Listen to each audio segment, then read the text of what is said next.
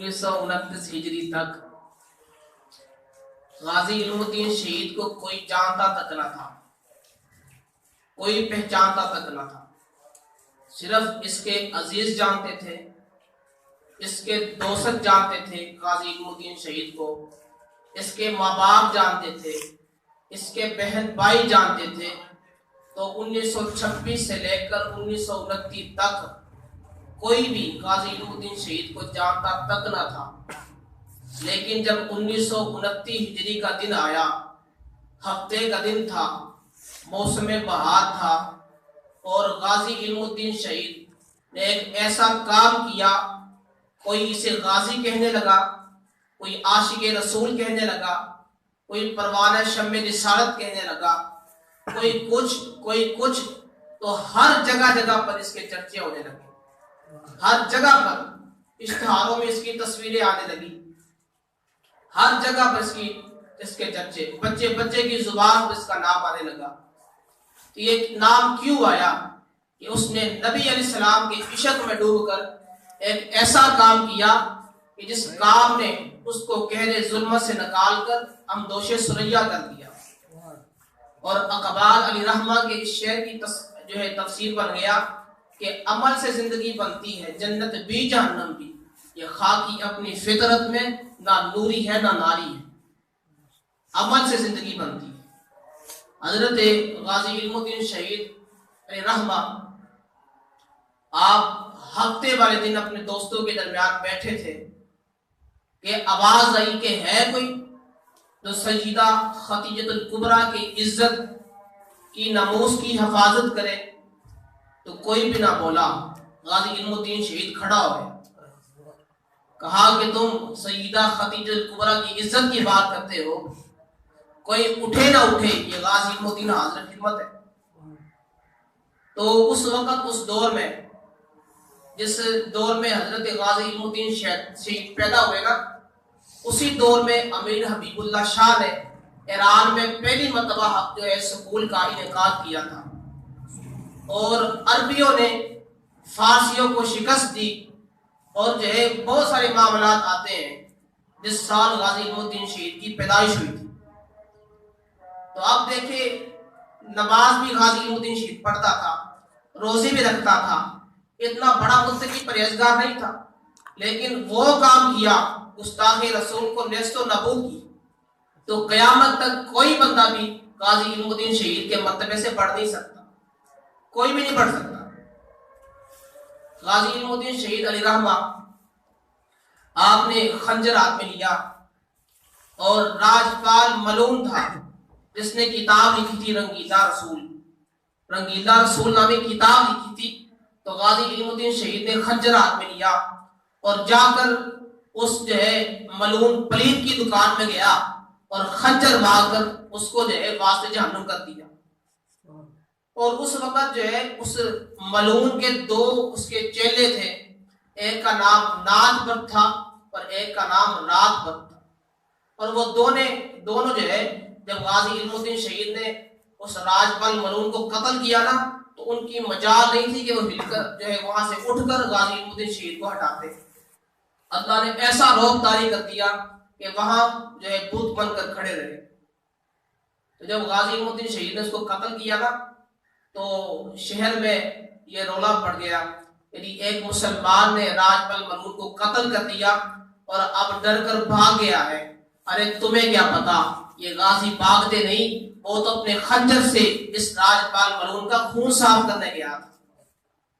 جس جگہ پر غازی علم الدین شہید نے راجپال ملون کو قتل کیا تھا، اس کے ایک سائیڈ پہ ایک نلکا تھا، تو وہاں پر غازی علم الدین شہید وہ ناپاک خون اپنے خنجر سے ہٹا کر آ رہا تھا۔ تو غازی علم الدین شہید نے کہا، ارے میں بھاگتا نہیں ہوں، میں اعلان دعویٰ کرتا ہوں، میں گستاخ محمد کو مٹا کر خاک کر دوں گا۔ سنو جس نے احانت کی میرے پیارے محمد کی، خضر میں انہیں ٹہروں کی گریبان جا کر دوں۔ جڑے عشق دے بوہے لنگ دے نے، سردین تو مول نہ سنگ دے نے، وہ عشق سلامت مانگ دے نے، وہ جان سلامت نہیں مانگ دے۔ غازی علم الدین شہید علیہ رحمہ نے جب آئے تو ان کو گجرا والا لے کر جایا گیا، اور وہاں سے پھر رات 12:30 بجے جو ہے ریل میں بٹھا کر میاں والی جیل میں لایا گیا، اور جو ہے وہاں پر جب سزا سنائی گئی تو غازی علم الدین شہید مسکرانا شروع ہو گئے، ہنسنا شروع ہو گئے، اور علماء نے لکھا جب غازی علم الدین شہید جب جیل میں گئے تھے تو تنکے کی طرح کمزور تھے، لیکن جب وہاں سے نکلے پھانسی کے لیے جانے لگے تو خوب توانا نظر آ رہے تھے۔ تو کسی نے کہا غازی کیا بات ہے، جب آئے تھے تو اتنے کمزور تھے، اب جا رہے ہو پھانسی کے پھندے کی طرف، بڑے بڑوں کے پتے پانی ہو جاتے ہیں، لیکن تجھے کیا معاملہ ہے، تجھ میں کیا بات ہے کہ جب جا رہے ہو تو وہ صحت مند ہو، بہت خوش ہو۔ کہا کہ تجھے نہیں پتا اپنے محبوب سے ملنے جا رہا ہوں، تجھے نہیں پتا اپنے محبوب سے ملنے جا رہا ہوں۔ کہا کہ مہینے وصل کے گزرتے ہیں گھڑیوں میں، لیکن گھڑیاں گزرتی ہے وصل کی مہینوں میں۔ کہا کہ کوئی خواہش ہو، کہا ایک ہی خواہش ہے، بس جان نکلے مصطفیٰ کے قدموں میں پہنچ جاؤ، بس ایک ہی خواہش ہے، جان نکلے اور مصطفیٰ علیہ السلام کے قدموں میں پہنچ جاؤ۔ اور غازی علم الدین شہید وہ بہادر ہے، وہ غازی ہے کہ جب پھندے کو دیکھا نا تو بھاگ کر پھندے کو چوم لیا، اور جو ہے جو مجسٹریٹ تھا اس نے پوچھا کہ غازی کیا وجہ ہے، پھندے کو کیوں چوما، اتنے خوش کیوں ہو، یہاں کون سے تمہیں کوئی چھڑانے آئے گا؟ کہا کہ تمہیں نہیں پتا، تمہیں نظر نہیں جا رہا، مصطفیٰ علیہ السلام بابا صحابہ 1,24,000 انبیاء جو ہے مجھے لینے کے لیے تشریف لائے، وہ مجھے ہی نظر آ رہے، تمہیں نظر نہیں آ رہے۔ اچھا اب ان کو پھانسی دی گئی،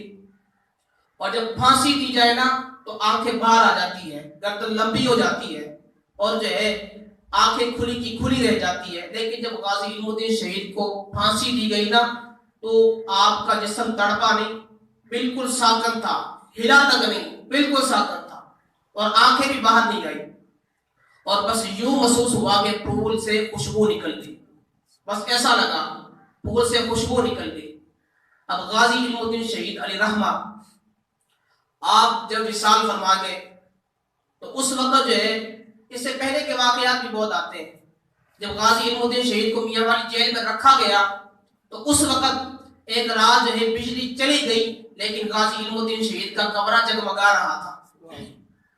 جو وہاں پر چوکیدار بیٹھا تھا اس نے پوچھا،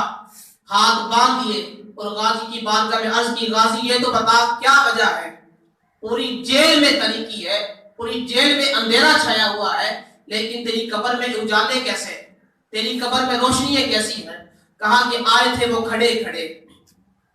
آئے تھے وہ کھڑے کھڑے، نہ وہ بیٹھے نہ میں بٹھا سکا، رہی دل کی دل ہی میں حسرتیں، نہ وہ سن سکے نہ میں سنا سکا۔ آئے تھے وہ کھڑے کھڑے، نہ وہ بیٹھے نہ میں بٹھا سکا، رہی دل کی دل ہی میں حسرتیں، نہ وہ سن سکے نہ میں سنا سکا۔ کہا کہ تمہیں نہیں پتا کہ میرے نبی علیہ السلام کے عاشق نے میں دعا کی تھی، یا الہ العالمین موسیٰ علیہ السلام کا دیدار نصیب فرما، موسیٰ علیہ السلام کا دیدار نصیب فرما۔ جب موسیٰ علیہ السلام آئے نا غازی علم الدین شہید کی زیارت کرنے کے لیے، جب جیل میں آئے اور غازی علم الدین شہید نے دیکھا اور کہا کہ اللہ آپ کتنے جلال والے نبی ہے، لیکن مجھے ملنے آئے ہیں۔ کہا کہ میں نبی علیہ السلام کی کچہری میں روزانہ علم الدین کے ترانے سنتا ہوں، اور میرے ذہن میں آیا جس کے ترانے مصطفیٰ علیہ السلام کرتے ہیں اس کی زیارت میں بھی کر کے آتا ہوں۔ جس غازی علم الدین شہید کے مصطفیٰ علیہ السلام ترانے چھیڑتے ہیں اس کی زیارت میں بھی کر کے آتا ہوں۔ اچھا اب زیارت کی، اور حضرت علی المرتضیٰ بھی آئے، اور حضرت غازی علم الدین شہید کو بازو سے پکڑا اور جا کر نبی علیہ السلام کی بارگاہ میں پیش کر دیا۔ کہا کہ یا حضور یہ آپ کا غلام غازی علم الدین حاضر خدمت ہے۔ اچھا سیاہ شریف کے سجادہ نشین تھے، اور وہ غازی علم الدین شہید سے ملنے کے لیے میاں والی جیل میں گئے، اور جب میاں والی جیل میں گئے نا تو چونکہ غازی علم الدین شہید پڑھے ہوئے نہیں تھے، بازار مہریہ میں کچھ تھوڑا سا قرآن مجید پڑھا تھا، تھوڑی سی تعلیم حاصل کی تھی، لیکن خاص تعلیم نہیں تھی۔ لیکن جب جیل میں غازی علم الدین شہید تھے اور پیر سیال جو ہے ان کے سجادہ نشین، وہ زیارت کرنے کے لیے گئے، اور جب غازی علم الدین شہید کے چہرے پر نظر پڑی نا تو جو اتنا دبدبا، اتنا روب کے جو غازی علم الدین شہید کے روب سے وہ سیاہ شریف کے سجادہ نشین وہ جو ہے کچھ بول ہی نہ سکتے تھے، وہ سورہ یوسف کی تلاوت شروع کر دی، سورہ یوسف پڑھنا شروع کر دیا، اتنا روب تھا۔ اور اب جو ہے روب دیکھ کر سجادہ نشین سیال شریف کے وہ بھول جاتے ہیں. اور پھر کیا ہوتا کہ غازی علم الدین شہید از اول تا آخر صحیح لقمے دیتے. کہا کہ یا شیخ اس طرح پڑھے، یا شیخ اس طرح پڑھے. اب جیسے سیال شریف کے سجادہ نشین نے جب پوری سورہ یوسف پڑھ لی نا، تو جب باہر آئے تو فرد حیرت سے کچھ بولتے تک نہ تھے.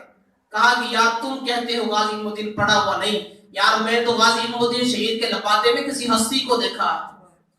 غازی علم الدین کے لبادے میں کسی ہستی کو دیکھا ہے. تم کہتے غازی علم الدین پڑھا ہوا نہیں، اس نے جو کام کیا ہے اللہ کریم نے علم لدنی عطا فرما دیا. اب وہ کائنات کے تمام علوم کو جانتا. اور جب پھانسی دی گئی نا غازی علم الدین شہید کو، اور پیر جمال علی شاہ صاحب، سید دیدار علی شاہ صاحب، اور جو ہے ڈاکٹر علامہ محمد اقبال علی رحمہ، یہ تمام غازی علم الدین شہید کے جنازے میں گئے. اور جب غازی علم الدین شہید کے جنازے کو لے کر جب قبر کے قریب گئے نا، جب قبر میں دفن کرنے لگے تو غازی علم الدین شہید کے ساتھ جماعت علی بھی قبر میں، دیدار علی شاہ بھی علم الدین کی قبر میں داخل ہوئے، اور علامہ اقبال بھی داخل ہوئے، سر محمد شریف بھی داخل ہوئے. تو علامہ اقبال نے کہا یا جماعت علی آپ ذرا قبر سے باہر جائیں، میں نے غازی سے کچھ باتیں کرنی ہیں. آپ ذرا قبر سے باہر تو جائیں نا، میں نے غازی سے کچھ باتیں کرنی ہے. سید دیدار علی شاہ صاحب بھی قبر سے باہر آ گئے، جماعت علی بھی قبر سے باہر آ گئے، سر محمد شریف بھی قبر سے باہر آ گئے، دیدار علی شاہ صاحب، بڑے بڑے مشائخ علماء صلحاء قبر سے باہر آ گئے. تو اب ڈاکٹر علامہ محمد اقبال نے جب غازی علم الدین شہید کو قبر میں اتارا نا، جب کفن کی تنیے کھولی، جب کفن کی تنیے کھولی تو خوشبو کے جو ہے خوشبو کے انبار لگ گئے، خوشبو پھیلنا شروع ہو گئی. اور جب انگریزوں کے قبرستان سے غازی علم الدین شہید کو نکالا نا، جب عاشق کی قبر کھولی تو پورا انگریزوں کا وہ علاقہ خوشبو سے مہک گیا. اب یہاں پر جب دفن کرنے لگے تو علامہ اقبال نے کہا یا غازی تیری ایک نصیحت تھی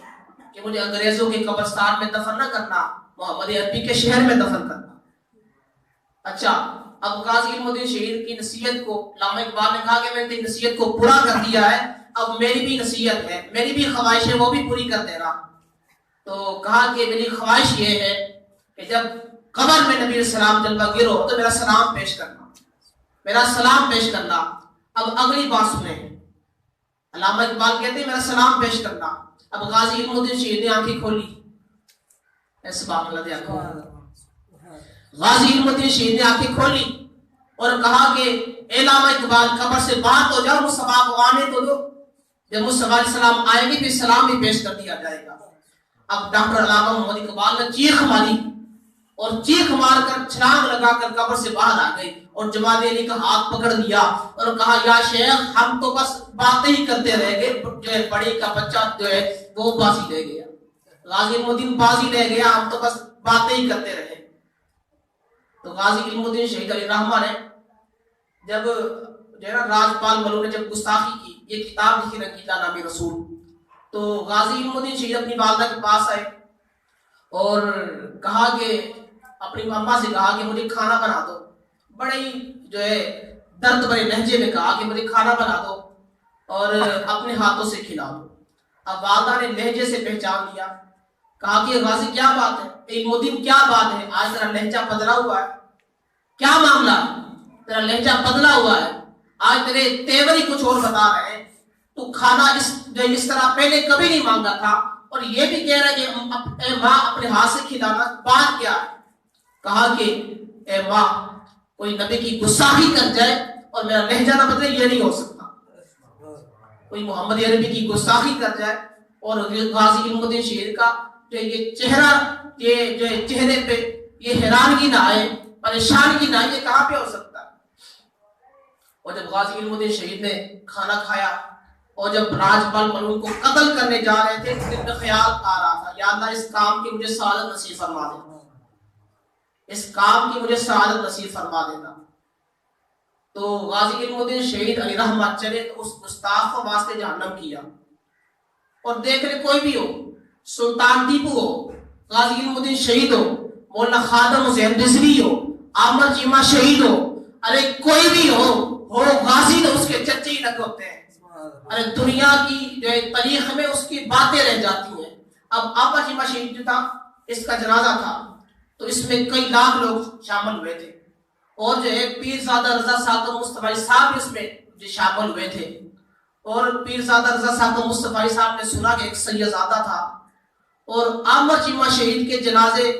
کا جو ہے جو جنازہ اس کو پکڑ کر یہ کہا یا رب تن میں نہیں کہتا کہ مینوں عامر چیمہ شہید بنا دے، عامر چیمہ شہید دے پیرا دی خاک ہی بنا دے، عامر چیمہ شہید دے پیرا دی خاک ہی بنا دے۔ غازی علم الدین ان کی شان دیکھے، 85 سال کا بڑا سید جماعت علی،